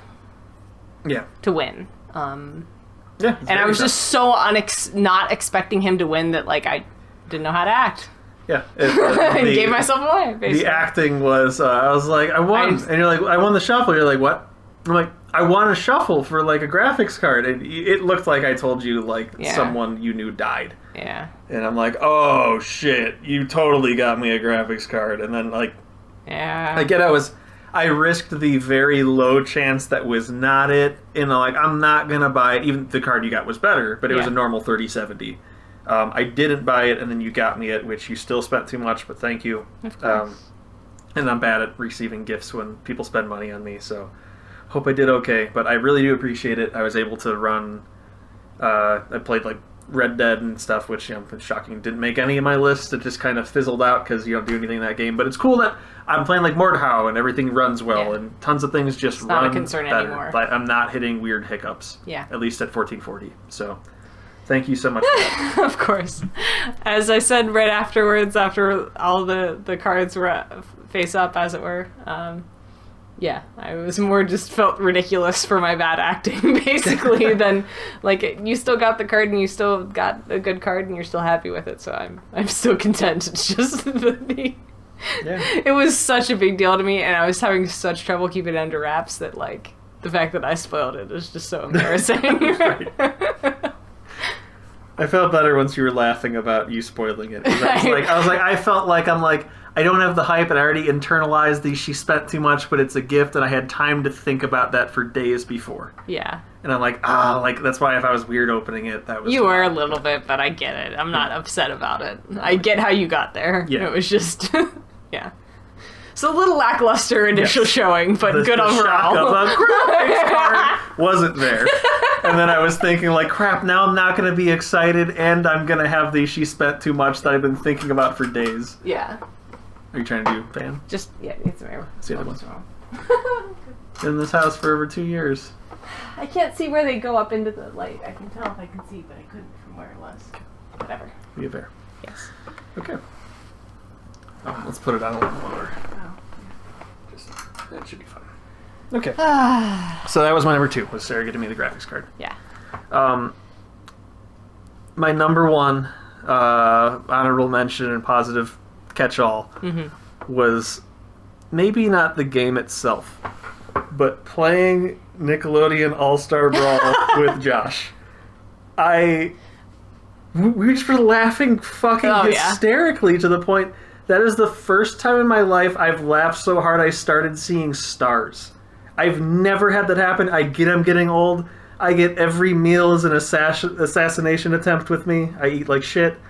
But the game's fucking, like, the animations are kind of janky, like, The characters are horrifically unbalanced. There's broken attacks. Like, if Patrick just does this grab, he just shoots off the map at a 45-degree angle, and he gets taken out second. So you see that even if you're neutral at the very end, you can just grab them, dive off the map with this attack that they can't stop once they're grabbed, and your opponent will die first and you'll live. So there's just broken mechanics. Like, in any other game, they handle that by killing you first, so you can't use it in a neutral situation and win. Yeah, so you can't kamikaze. Yeah. So it's just this...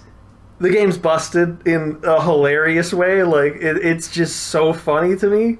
And, like, you just, like, with Lincoln Loud, I was just camping the very edge of the map with a yo-yo. And Josh is throwing the kitchen sink at trying to get back on as whatever character he picked, and he can't. And then he just dies. And you're like, seriously? You're just tapping A at the edge of the screen? I'm like, yeah. I can't do anything about it. So it's the right amount of jank, and just playing that with Josh and doing Nigel Thornberry versus Nigel Thornberry 1v1 matches, like, it's hilarious. Yeah. Why does SpongeBob have a bite attack? Like, SpongeBob biting you. Yeah. That's kind of his thing. It's the perfect amount of jank and what the fuck is happening, but still being mechanically pretty solid. Like, it's not Game of the Year material. It's not a podium finish, but my fucking god, I had so much fun playing that with Josh, and I hope he'll play more of that. He needs to be able to play when he feels well enough to not be, like, dying from just laughing. So that was my number one. One of the things that I don't know if this would really count for you, but, like, didn't you start playing with Chris this year? I did. It's kind of cool that you made basically a new friend just through video games. No, it doesn't happen often. It doesn't happen often, and that's for sure with me being it's a special kind of thing that happens whenever the stars align, basically. Yeah, whatever the hell this work from home thing is, and just feeling a little out of touch with humanity a lot. And as we said, the recluse in the woods, that's me. It was very nice making a friend through just, like, playing Halo. That was, like, basically, it felt like this, Yep. like, almost like responding to, like, a classifieds ad for, like, man seeking man to play Halo with. And there you go. Then you find Chris. And that just works out that way sometimes. So no, that's definitely been very nice. But I know you guys don't play a ton of stuff. It's just we play Halo and Rocket League and stuff, and it's fun, and he's great. But it's no, I did not throw it on the list. Sorry, Chris, if you're listening. But no, that's in the wheelhouse. No, it does not happen often. Yeah, for sure. Making friends in your 30s is weird, especially if you're an introvert, especially if there's a pandemic, and especially if you look like fucking Leshy from Inscription. And probably act like him too. I swear I won't. He doesn't know what you look like, probably. So now he has no idea. I have an idea. This is the only metric he has now. Me making these audio only and not having my face on the internet is not a mistake, and I don't think I'm hideous or anything. I'm just, let's just say, a private paranoid person. So, it's pretty accurate. I think you're pretty handsome. Well, thank you. You're welcome. Lots of old women think you're very handsome. It's true. It's very true. All right. We are on to most anticipated games. Most anticipated games in 2022. I've been talking a lot. You should probably just go first. Do you have these ranked, or are they this is just a slop? I do have them ranked. Stuff. Okay.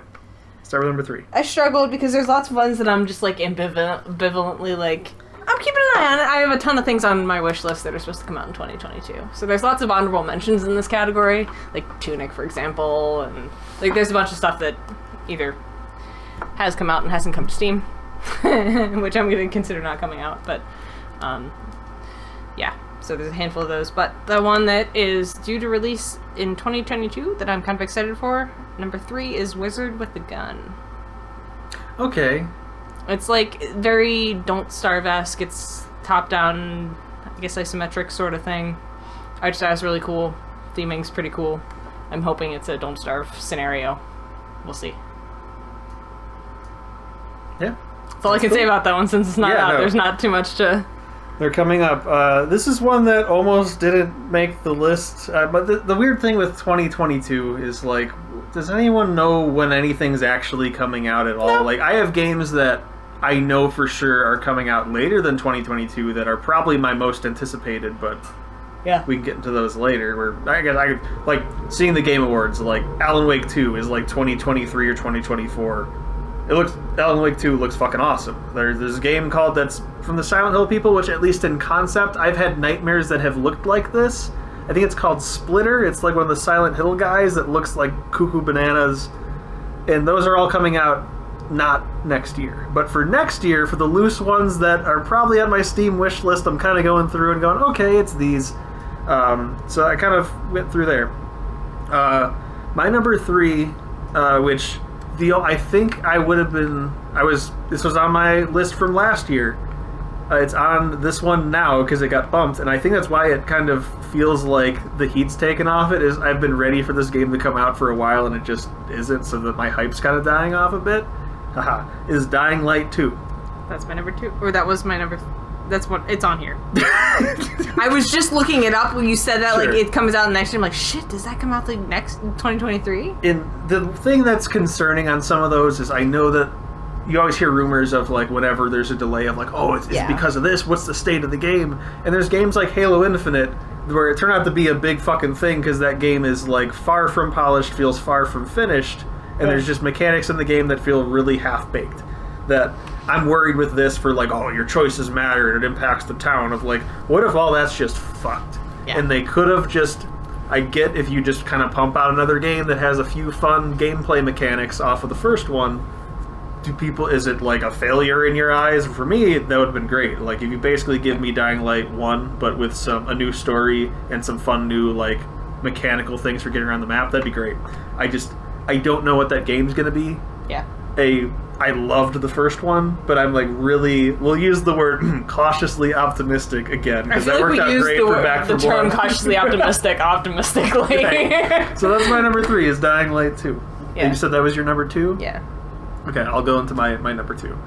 My number 2, which I, at this point, realize I'm not sure I at least noted whenever someone said it out loud. If they said it out loud, is either Sifu or Saifu.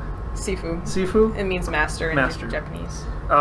This one I think is a PS5 exclusive, if I'm understanding correctly. That console sat unplugged for months, so it shows how much I fucking use it. Whatever, I have one. I can play it when it comes out. That is... We joke about me liking Punch games, as far as I like... Punch, BB. I like fighting people. You're wearing a Hadouken shirt. I'm wearing a Street Fighter reference shirt. I like games with fun combat. I love fighting games, and any of these ones where it looks a bit more built out. I think this is the studio that put out Absolver. I'm probably not positive on that, but if it's anything like that, where it's just lots of hand-to-hand combat, fucking people up, like, that is so right up my alley. Turns out if you make it fun to, like, punch people in the face, I will play your game. So there you go. Sifu, right? Sifu. I'm not sure if it's Japanese or what it is, but I know that. Because, for example, in Avatar, Aang refers to Toph as Sifu Toph, or Sifu Katar. Master or, like, teacher. Yeah, so my number 2, Sifu. Mm-hmm. What is your number 1 most anticipated game of next year? Slime Rancher 2. What is it? Slime Rancher 2. Slime Rancher 2. Oh, okay. I'm very excited for Slime Rancher 2. It's dumb. Yeah. It's a simple game, but I have high hopes in it. It looks like they've pretty much said this, like, it's just like new setting. It's the same thing. We added some new slimes. Yeah. I like the first one. That is the definition of a cozy game for me. And yeah. I think that they won't fuck up the second one, so it ranks pretty high because it's not, like, uncertain. Mm-hmm. Like, there are lots of games where I'm like, well, this could be good, but it also could be dog shit.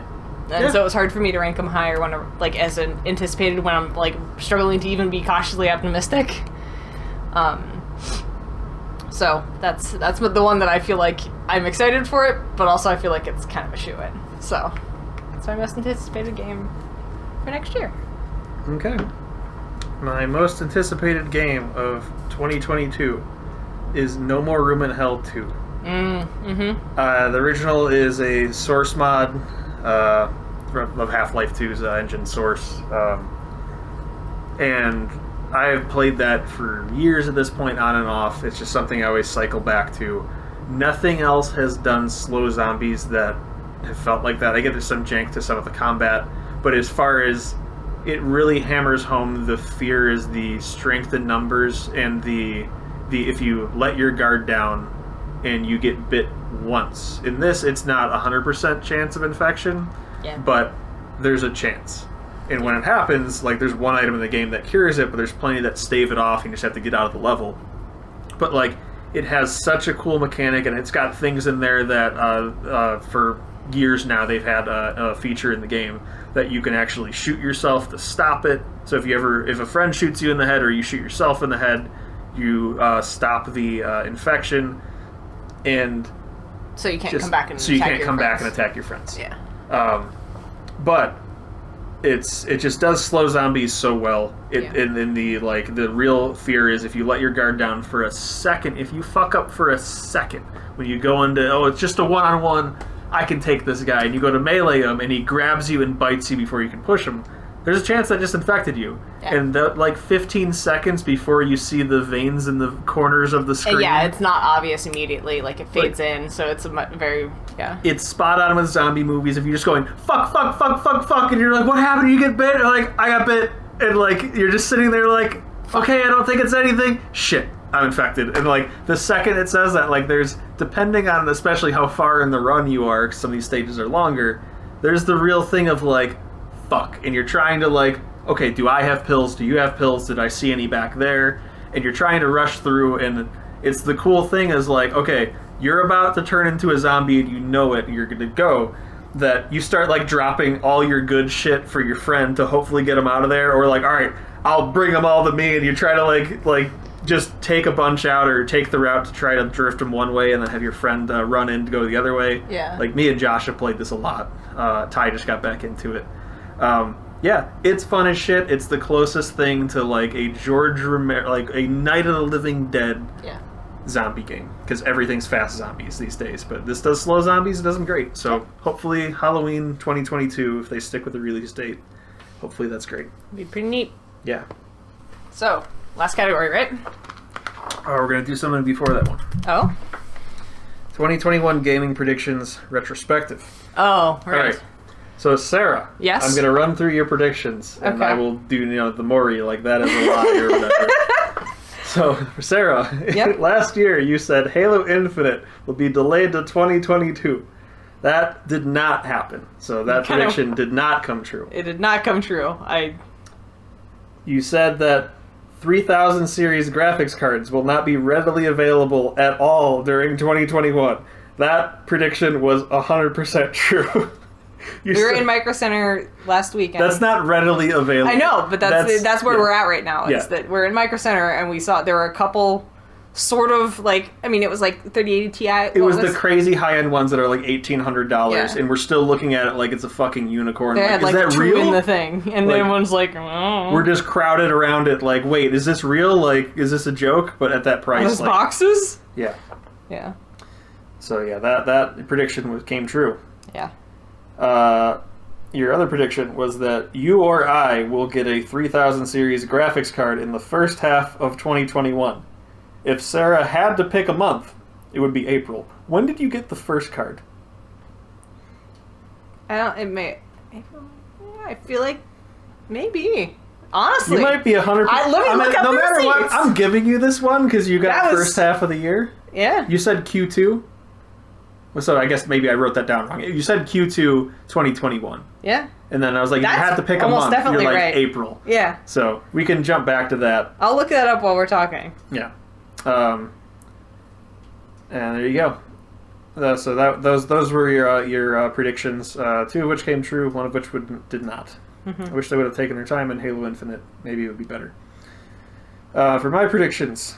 Hold on, I have the dates. Oh, do you have the date?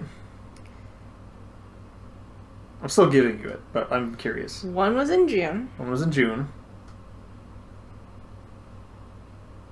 It made it sound like they were like back to back, so it sounds like it might be like June or May June. It was selected and it says... Yeah, June. It was June 7th and June 11th. It was basically back to back. Okay. My predictions were that a major Valve-owned franchise gets a sequel announced. This was after Half-Life Alyx just dropped, and you're like, Oh, yeah. you guys are still fucking making things? I'm like, well, you wouldn't just make, like, one game. Like, they might leak something. Like, what else are you doing here? Mm-hmm. That prediction did not come true, to the best of my knowledge. Another prediction was that some budget indie game ends up beating Halo Infinite for my 2021 Game of the Year. Oh my god! Quoting myself, they're not making full-priced, big-budget games that I like anymore. The ones that hit all those, this is fucking amazing, super high skill ceiling, absolute wackadoo, cuckoo bananas levels of things you can do in the game with just basic awesome polished mechanics. Yeah, that's... They just don't do those. Boomerang X to a T. That perfectly describes Boomerang X. Boomerang X, I think, is a $15 or $10 game, so that prediction was spot fucking on. My other prediction was that continued supply issues drive a surprisingly large amount of people to game streaming services. It's a up in the air question. I'm sure people did. I know that there were some things that some of these streaming things, if it's a newer game, like it needed to run on a Series X, like there was only, you had to kind of get in line for those. So if they're hitting that limit, it probably is a decent amount of people. But it's hard to tell because Game Pass includes that at this point, or at least Game Pass Ultimate. So like, I have no idea how to measure that one. I'm sure it did. Whatever, partial credit, unknown, who knows. You're not wrong. Not wrong, how but much I don't know how measure. right I am either. Yeah. I had one of my predictions of the kind of doomsday scenario was Epic Game Store starts a Game Pass-like service that includes all their timed exclusive games. They did not do that, so that did not happen. I still think that is a, like, even if you're like, fuck Epic if we're doing this stuff, you're like, that is an insane deal as far as you got all kinds of stuff, which where's Ooblets at? I was expecting that to be in your anticipated, like, there's Ooblets. I would have been Mortal Shell back in the day. Epic. Yeah. Control was on there. There's I think tons Tunic of games. is on Epic, too. Yeah. There's tons of games that they're getting. Samurai Showdown was on there. There's tons of games that I would play if they did that. So that didn't happen. In my late prediction, which you're like, hey, were there any others? I technically thought of this in January, but by the time we were like recording this last year. But my other prediction was that some resurrected subsection of Xaviant reforms and tries to relaunch another calling. Me and Sarah agreed that they are dumb enough to name it the Calling 3, despite the name having only negative value at this point. That did not happen. It did not, but I almost put that on my predictions for next year. It's kind of a like indefinite rolling prediction. Is that they're like, this is the year? They are going to come back at some point. That is without a doubt. And they're going to call it something stupid and make lots of stupid decisions. That much I would put lots of money on. Yeah. If you're listening to this, Xaviant, go fuck yourself. Actually, I don't know. No, they just have no idea. They're so horribly clueless. Yeah. That I still can't believe quick rant of buying The Calling in early access. That was the first early access game where I'm like, okay, they stopped development or something. Like, what are the ways early access can go sideways? One of the possibilities is they have no fucking clue what's fun in their game, and they patch all the fun out of it, make it this weird thing that no one likes, and then it just dies. Yeah. And that's them. Yeah. That's what they did. All right, we are on to our 2022 gaming predictions. Okay. I don't have these ordered at all. If you want to go first, either. or I can go, we can do whatever. We can alternate. I have 3 of them. On sort of the tangent, well, yeah. One of the ones, which we kind of touched on, is that I hope Ooblets comes to Steam in 2022. That's more... These are wishful thinking things, sort of. I don't know if it'll be 2022. I don't know if it'll be ever. But I hope it comes to Steam because I refuse to download Epic. The Epic Game Store. You didn't have it on your machine? I don't have it on my machine. I do if there's a game that looks remotely interesting, grab it for free, but forget it exists and never play it. Yeah. I've never spent money there. There's none of the free games have been compelling enough to me to... Yeah. Maybe Ooblets gets free. And this is still off of the feet. I still think the practice of buying a thing at the finish line and, hey, it's only sold here is dumb, but there's very real things like My hands still are not amazing. I do different things with the Steam built-in controller support. No, like, yeah, the configuring storefronts stuff. just do not even vaguely compare to Steam in functionality. Yeah. Just full stop. And Epic's particularly shit. Yeah. Okay, so you got Ooblets. Mm-hmm. Do you want to take turns? Do you want to go 3 years? How do you want to do it? Doesn't matter. I'll hop in with another prediction then. Mm-hmm. My first prediction for 2022. I buy at least 2 new controllers in 2022. At least. I Yeah. have a problem with input devices. How many are There are in 2 sight? Xbox controllers currently on your desk. There are 2 on my desk. I've got 3 fight sticks in sight. I have the Duke Hyperkin Xbox controller, and I have the 8-bit Do one as well. That's on top of the mouse and keyboard. That's on top of the mouse and keyboard, and the other mouse and keyboard underneath that one, and they're everywhere. Yeah. I got tons upstairs. They're in the family room. They're in the movie room. There's like 4 by the TV in the living room. I bought a spare one of my daily driver for Black Friday. That's just made sure it worked.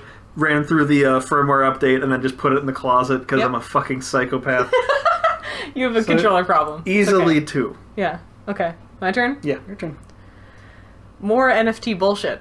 That's not going to end. I feel like that was kind of what I think it was a dishonorable mention. Yeah. I had it on my dishonorable mention and then moved it down here because like this is going to keep going. The joke that I was like to extrapolate on that, I was thinking like, wouldn't it be funny if NFTs made it to TF2 or something like that? Luckily, Gabe Newell. TF2 gets an update. Yeah. Right, yeah, no, they said they put a stop. Yeah, Like, none Gabe of this shit's Newell gonna be has on there. been pretty definitive about Yeah. that's not happening on Steam, which great, but like just the idea of TF2 getting NFTs seems somehow super ridiculous, but also kind of feasible. Yeah. A prediction I have very much in that same line that I tried to like make it a bit more like, can I say this happened? Yeah. Is NFTs and or play to earn mechanics, which that's kind of how they word this stuff, Yeah. are mentioned in at least 3 of the conferences at E3 2022. Oh, yeah. There is no way Devolver does not mention it as a punchline. Oh my god. There's that no way. has to be. Yeah. It has to be. Devolver That's is their- going to come through for us. Yes, they're Absolutely. They're gonna make some dumb like proof of concept game that's making fun of NFTs or something. That's just Yeah. how it's gonna work. Yep. You got another one? only I have do. And I'm trying to think of how I can make this a more of a provable thing, as you were saying. 3. Yeah. I'll partial credit you on like, okay, of course Wishful NFTs are thinking. gonna happen. And we'll see how it shakes out. I really, really, really... This is kind of more like most anticipated non-game, but gaming related. How's that? Sure. I want the Steam Deck to be good really bad. Yeah, well, that's of course related. Yeah. The Steam Deck is... But it's like... it's not really a prediction. It's like I want it to be good. So I'm anticipating it, but it's not really a game. So that's why I didn't really know where to put it. But it's definitely something for next year. Well, in this one, it was just anything gaming. Okay, At yeah. all. I really, really hope the Steam Deck comes out and is good, because they're, like, Cozy Grove I wouldn't have had to bought twice. That's a perfect example. There's lots of games that are in the genre of, I would love to play this on the couch, that could really hit that niche for me. Okay. No, that's cool. I remember talking to you about it when it came out of like, do you have any interest? And you're like, I'm not really sure at the time, so that's... I think have it would interest, work. I like just don't handhelds. have enough... I want... We'll see how it comes... see how it goes.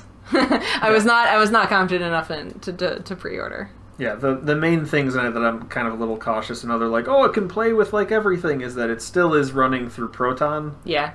which I don't know how 1-to-1 with everything. To my understanding, because how they were pitching it is like everything just works. It's magic type of thing. We got it working on Linux. But things I heard from people that kind of have messed with Proton in the past has been less than, oh, it's 100% perfect, of like, this might be really fucked up for some games, or like, there's a new game which just doesn't work. Yeah. You're like, oh, well then, what device did I buy if I can't play Cozy Grove on it or something Right. that's new? Yep. Yeah, cool. No, it has a lot of promise. I don't have a lot of faith in it, so I don't want to pre-order. I want to see how that shakes out. Yeah.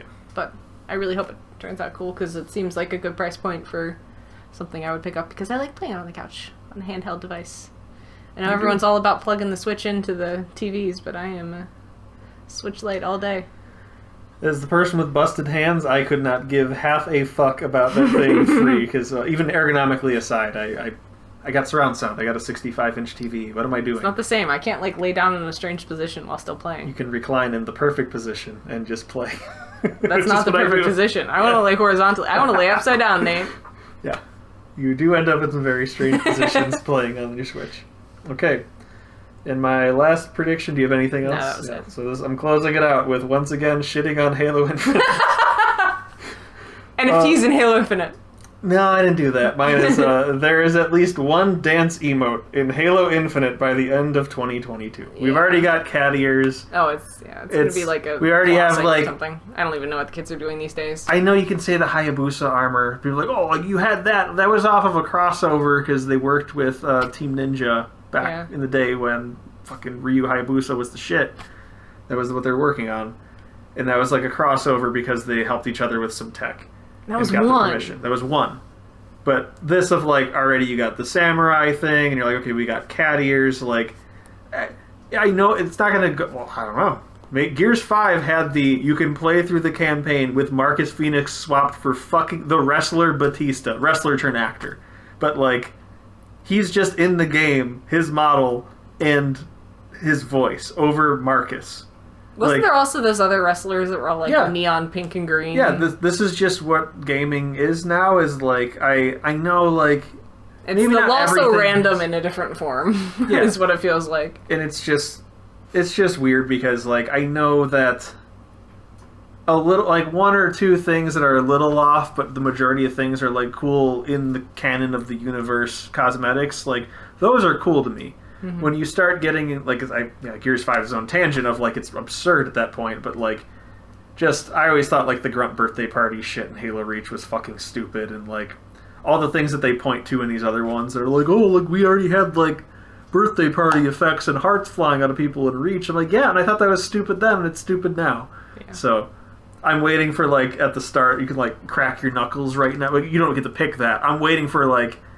You already have poses at the end of the round, which it's the dumbest Master thing in the world. Chief twerking 2022. They're frozen in a pose. There's no way it's not animations eventually, and you're just like dancing or something. Mm-hmm. Like it's. Turns out that from Fortnite showing us that people will pay lots of money to have people like floss or something in their game, and I don't know. I'm such a fucking old man, but this is what they've done to my boy. Yeah. Halo's in a weird place right now. Yeah. If you need me, I'll be playing the Master Chief Collection. Mm-hmm. Do we want to take a bet on if you buy another fight stick in 2022? I would say that counts as a controller. That's true. Because like there already were ones. I'm like, well, like for all the times I grab my fight stick and go to my friend's house in a COVID world, mm-hmm. I need this one right here, slightly out of arm's reach from where I'm sitting because they're everywhere. This one is just slightly too bulky. If I had one that I could, like, it's like as thin as that little keyboard. Low profile. Low profile. Yeah. There's a company that's now getting sued by Hitbox that was making one that was really cool. Mm-hmm. But I'm like, oh, if I had that, like, I could just bring it over Brad's or something. And I'm like, why would Brad play a fighting game with you? He doesn't like them. Yeah.